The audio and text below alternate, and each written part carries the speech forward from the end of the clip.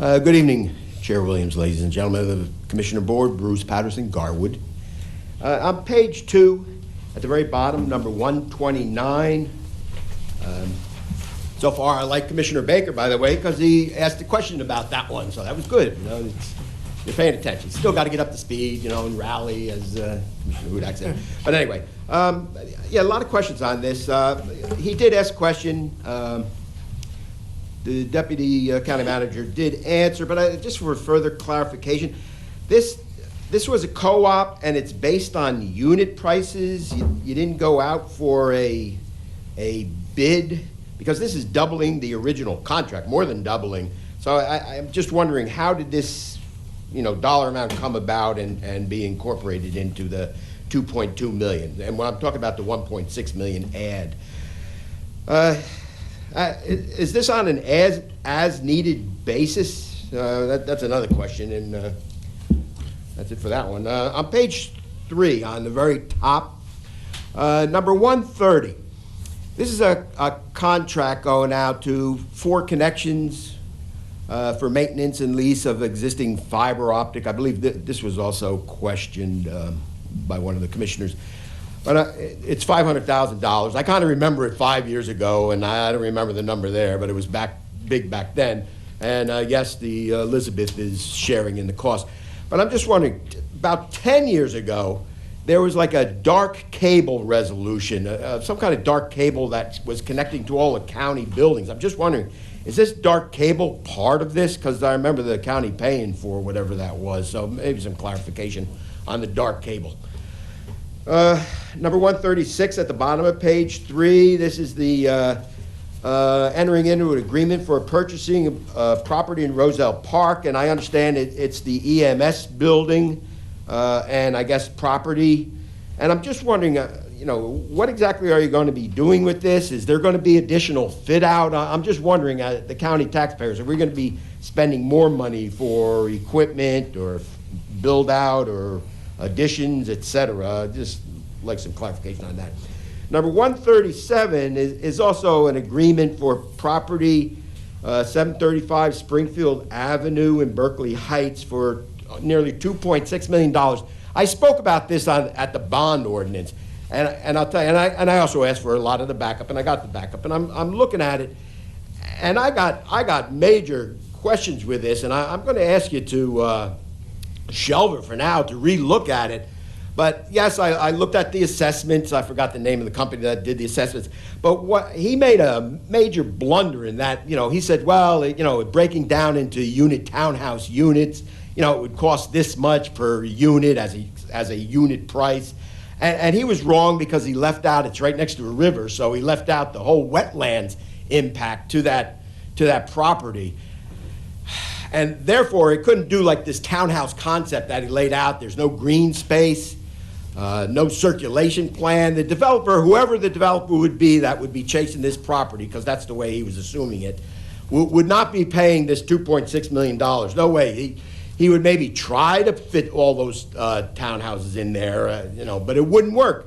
So, I mean, the assessor made a blunder, and he didn't address this property properly, and what he came out with was a top dollar of $2.6 million that a developer would pay, which is wrong. It's just plain wrong. And it really would work out to about $1 million an acre. It's about 1.5 acres, so it's about $1.5 million. I'm asking you to shelf this only because you should be able to renegotiate it. It was just wrong what the assessor did. It should be maybe at $1.5 million at the most, so you could save the taxpayers $1 million. And on top of that, actually, you know, you're spending this extra $1 million, you're also borrowing the money. So that's another slap in the face. So we got major issues with this resolution. You're chasing it. I don't know if you're running scared. I know it's a piece of the puzzle, because the county property is surrounding it. I know it's a little piece of the jigsaw puzzle. And yes, it sounds nice, it should be in there, but you shouldn't be paying top dollar based on a flawed assessment by one of your professionals. So I suggest you shelve this and relook at it, renegotiate with Santori, the lawyer, and get it down at least $500,000. I'll go for $500,000 savings for the taxpayers. And then just in general comments, last time I talked about how we could have a zero tax impact for all the towns. And in fact, it would actually be a negative taxes for many of the towns, but at least a zero tax impact. I did explain it. I don't know if anybody talked to Finance Chair Sergio Granados about it. Without going into it again, I'd be glad to send an email if Chair Williams agrees that, put it down in writing so I can send it in so you can take a look at it. And the taxpayers would be very happy this year. Okay, thank you so much. Thank you. Mr. Paterson. Okay. So could I please have Deputy County Manager Wagner please come up and respond to 129 and 130, please, for Mr. Paterson's Absolutely, through you, benefit. Chair. The bid we did originally was what's called a catalog bid, so it gives us a discount on parts and it gives us a discount on labor. The original amount that we bid was what we anticipated we would need during the course of the co-op while it was active. This project then became something that we wanted to do and in fact needed to do, so we have to add the money into the co-op to be able to use that pricing structure. The other question had to do with 10 years ago seeing a contract related to dark fiber. Mr. Paterson is correct. 10 years ago we would have done it. We also did it 5 years ago, and now we're doing it again. It happens every 5 years. It has not increased. The price has stayed the same over the course of time, and the Elizabeth contribution has stayed the same as well. Thank you so much. You're welcome. For Reso 136, I would ask Public Safety Director Moran to come up. Chair, if you like, I could probably respond to that. My office is handling the transaction, so I'm familiar with it.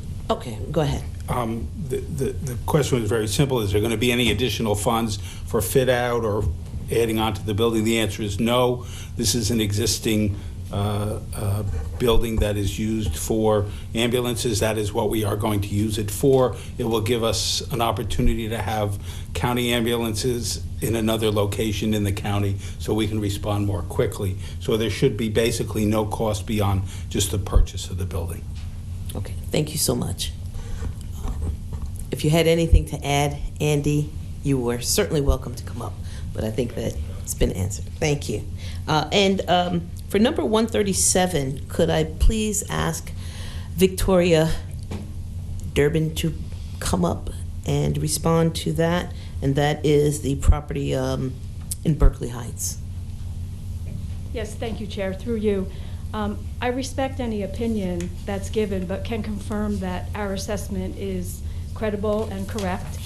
And then further, I will note that the wetlands issue is not relevant because there is a parcel of land that is not owned by the county or will not be owned by the county. It's a paper street owned by Berkeley Heights, so that presents a buffer and was not included in the assessment.